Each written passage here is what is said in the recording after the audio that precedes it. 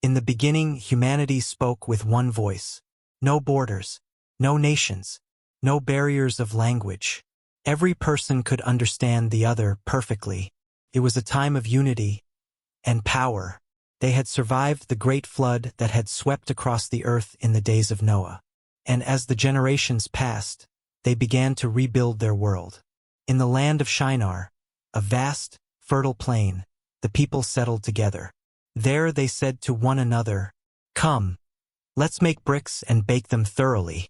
Let's build ourselves a city and a tower with its top in the heavens. Let's make a name for ourselves, or we will be scattered across the earth." They wanted to build something the world had never seen, a tower that touched the sky, a monument to their greatness. The work began. Day and night they molded clay into bricks, baked them in blazing kilns, and stacked them higher and higher.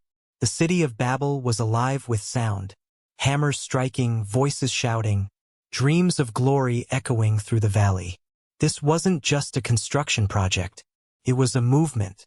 Humanity united under one goal, to rise above the earth and perhaps even above God himself. As the tower grew, so did their pride. They began to say, "We are unstoppable. We can reach the heavens. We will make our own destiny." The people who once relied on God's promise now relied on their own strength. Their unity had turned into arrogance, their dream into defiance.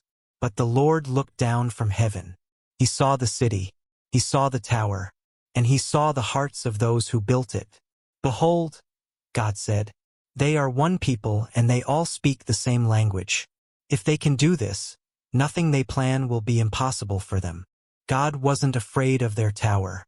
He was saddened, for their unity had become rebellion. So the Lord decided to act. One morning, as the sun rose over Babel, something strange began to happen. A builder shouted for more bricks, but his helper just stared in confusion. Another called for water, but his words came out as gibberish. Soon, the entire worksite was filled with shouting and frustration. Each person spoke a different language.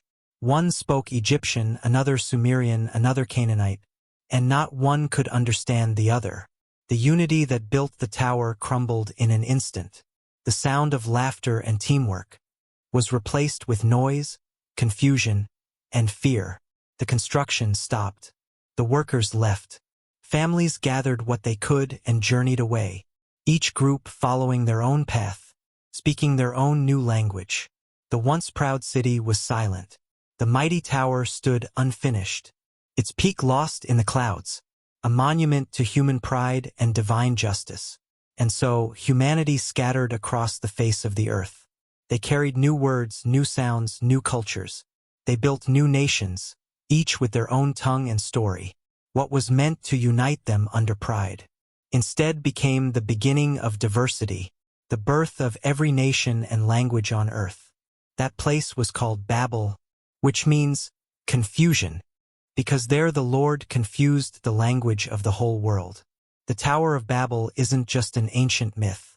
It's a mirror, reflecting humanity's constant struggle between unity and pride.